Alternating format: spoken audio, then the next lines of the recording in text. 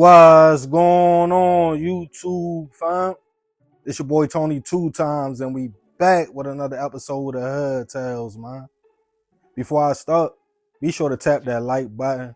It's free. It helps get the video out there. Definitely watch this video to the end so you can hear the full story and all the details in the case. Everything in this video is alleged. For my day one fam, y'all already know it's all love.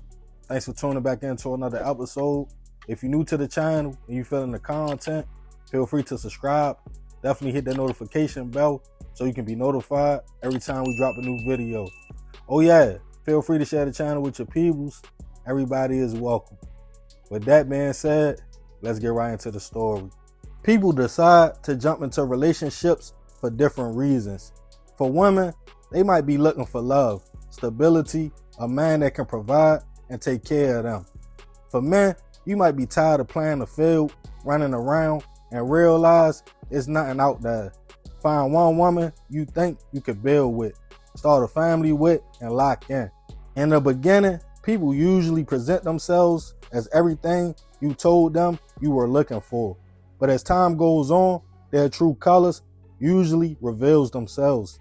When y'all are just girlfriend and boyfriend, you can easily just walk away.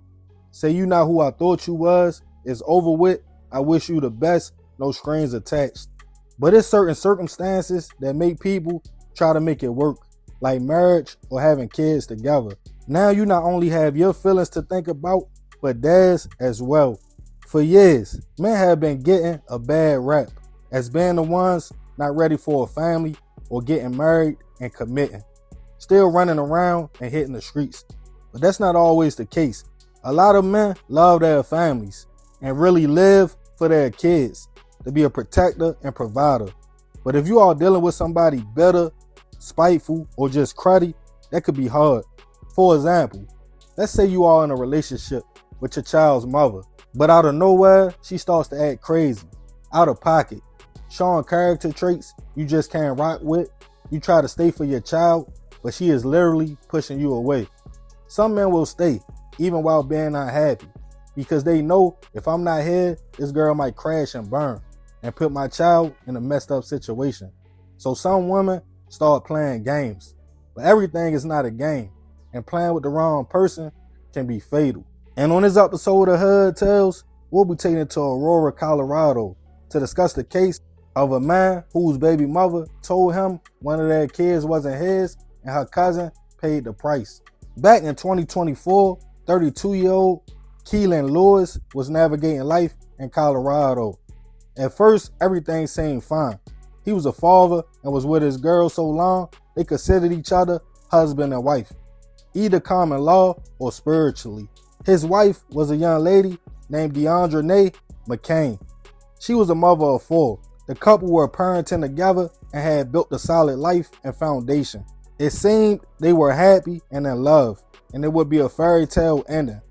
The kids ranged in age from the oldest being 9 and the youngest being just 3 years old.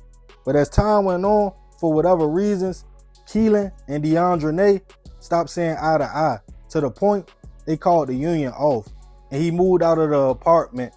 With that came the drama. The tit-for-tat games that some couples play to get back after a split or breakup. This will go on for about 3 months. Then allegedly, according to reports, on February 9th, 2024, Deandranay sent Kelynn a text message that would make even the strongest man break. She texted and told him one of their kids wasn't his. He instantly became furious and told her, "You think everything is a game. Okay, when I see you, I'm gonna take your life." But even after the threat, she went on with her regular day.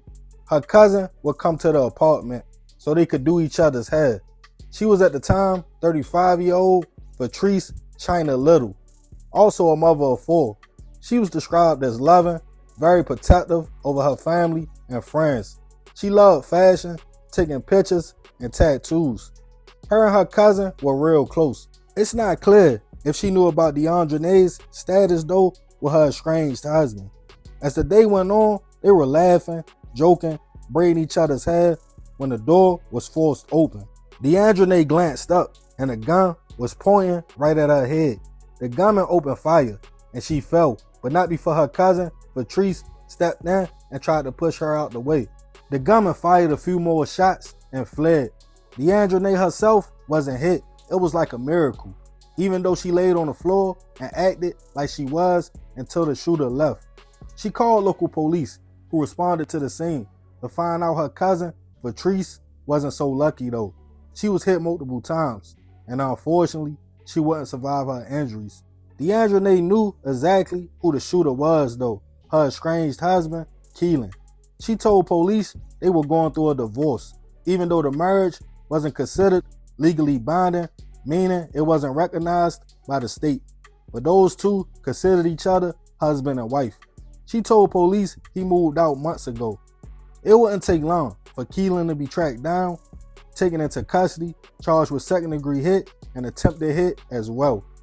As the family received the news, they were devastated and spoke out about the type person Vatrice was, always trying to help and protect, and unfortunately, that cost her her life. Her cousin Deandranay also spoke out, claiming she felt guilt, like she was responsible, because the shooter was her children's father and estranged husband, who broke in and took her cousin's life.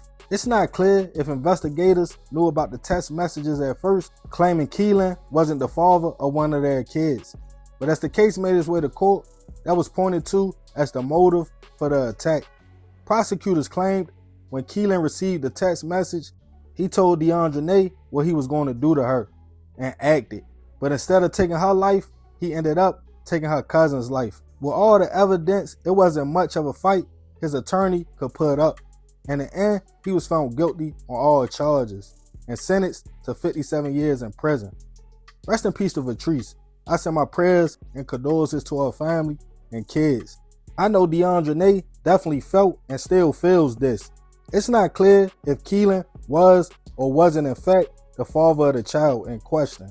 But for all my ladies out there, just know that's one of the worst things you could tell a man, especially if he has been there for the kids, thinking y'all were locked in and is financially and emotionally responsible for that child. Kelynn snapped. I know some people will say it's a valid crash out because you shouldn't play with people like that. And to be honest, that's one of them situations you just never know once you say something like that and plant that seed how a person will react. And you can't take that back. Vatrice was really the only innocent one in the equation who got the short end of the stick. Something as simple as going to her cousin's house, she got caught up in her drama and it cost her her life. But I definitely want to know y'all thoughts on this situation. Who do you think was wrong in all this? Deandranay for sending a text or Kelynn for how he reacted? Let me know in the comments. And remember, we got to succeed not to fail, so we won't be just another hood tale. Yeah, man, it's a super crazy story. Rest in peace, that young lady. I definitely send my prayers to her family. But I ain't gonna talk too much more about this one. Y'all leave it in the comments. I appreciate you if you made it to the end. Y'all already know it's all love, fam. It's another episode of Hood Tales. It's your boy Tony 2 times. I'm out.